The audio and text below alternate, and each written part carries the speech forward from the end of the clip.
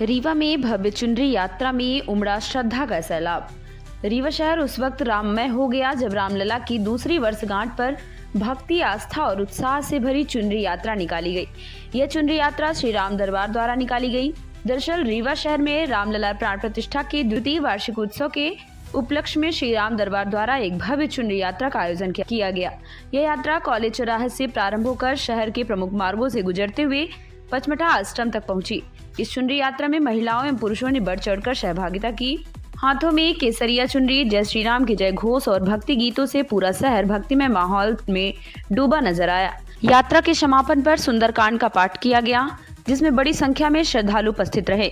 आयोजन समिति के अनुसार श्री राम दरबार द्वारा रामलला की दूसरी वर्षगांठ के अवसर पर यह धार्मिक कार्यक्रम आयोजित किया गया। आयोजकों ने बताया कि कल भी धार्मिक कार्यक्रम जारी रहेंगे, जिनमें सुंदरकांड पाठ, भव्य गंगा आरती, महाप्रसाद वितरण का आयोजन किया जाएगा।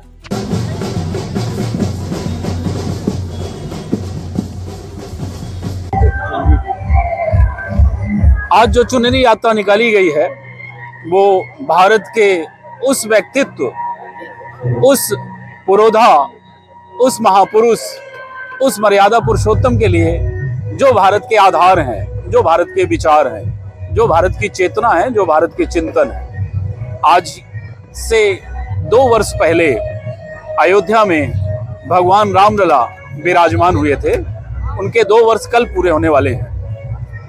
राम की चेतना, राम का चिंतन, राम के विचार, राम के आचार, राम के विश्वास, राम की आस्था को जन जन तक पहुंचाने के लिए श्री राम दरबार परिवार ने 108 मीटर की चुनरी यात्रा निकाली थी।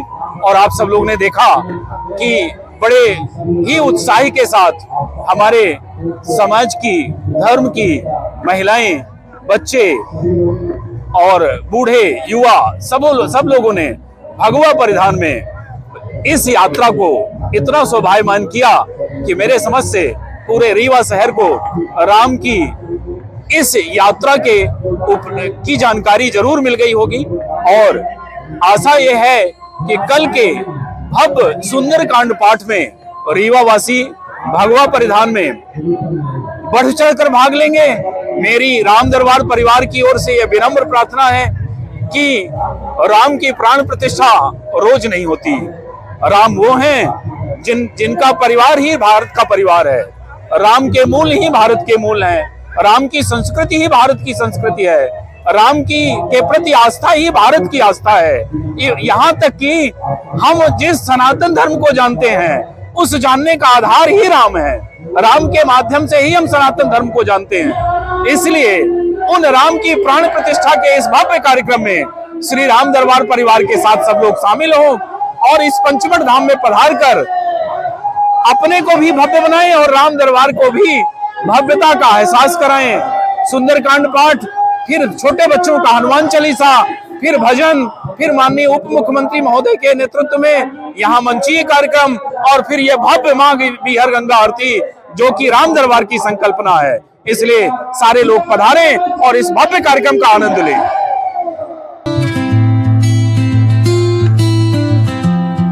मैं डॉक्टर अमिता सिंह, शिवा आरोग्यम हॉस्पिटल में मैं एज ए गायनेकोलॉजिस्ट काम करती हूँ।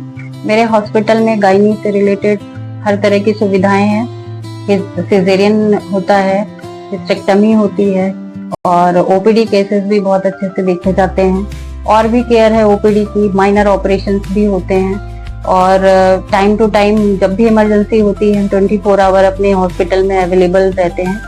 एनी टाइम कोई भी पेशेंट अगर फोन पे भी अवेलेबल होता है या व्हाट्सएप पे अवेलेबल होता है तो भी हम उसको पूरी केयर देते हैं। पूरी कोशिश करते हैं कि हमारी तरफ से मरीज को किसी भी प्रकार की समस्या ना हो।